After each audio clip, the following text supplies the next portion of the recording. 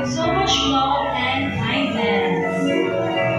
She is ready for any adventure for the sake of fun and friendship.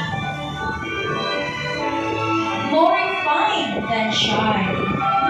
More